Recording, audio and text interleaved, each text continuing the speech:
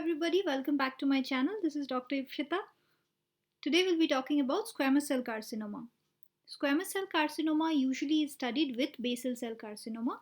You can check my video on basal cell carcinoma for that.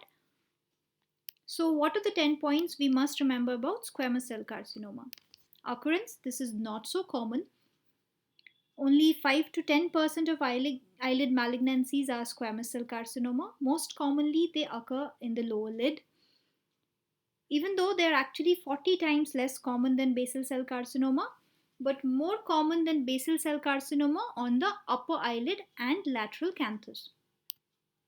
The risk factors, they're mostly the same risk factors as basal cell carcinoma, like they're more common in old fair-skinned people, those who have chronic sun exposure or exposure to UV rays, arsenic, old scars, or Sorolin and UVA treatment for psoriasis.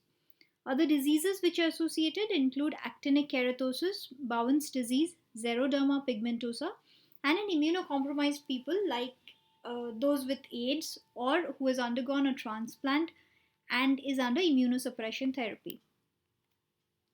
How does it spread? So, squamous cell carcinoma is definitely a more aggressive cancer.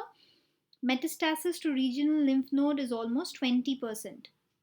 And even along with lymph node, perineural spread to the intracranial cavity via the orbit has been noted.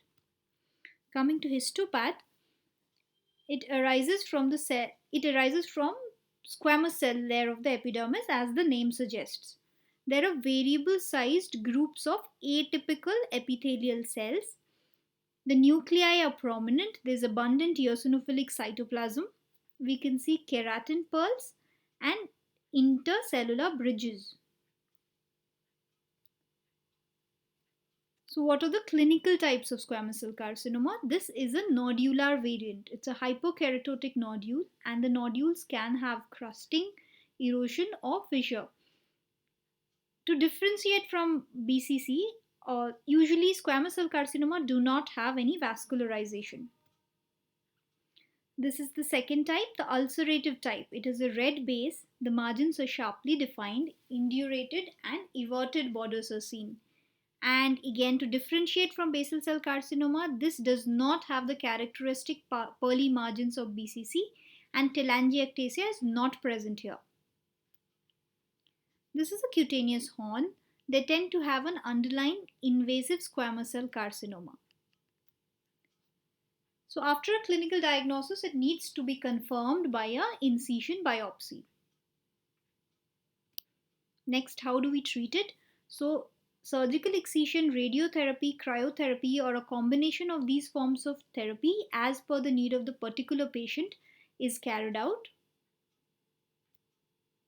And what is the prognosis or what is the outcome of this? So in most cases, wide local surgical excision, either with Mohs technique or under a frozen section control during surgery, is usually curative. That is, it's done with. But in advanced cases with metastasis to the preauricular and submandibular lymph node, the prognosis is much more guarded, may need lymph node dissection too, and even then the prognosis is not always very good. And in case of invasion to the deep orbital tissue, it requires even orbital exentration in such cases. So that's all we need to know and remember about squamous cell carcinoma. In case you enjoyed this video, please hit the like button, share it with your friends and colleagues. And if you have not already, then please subscribe to my channel, and in case there are topics you want me to cover, leave them in the comment section. I hope this was useful. Thank you.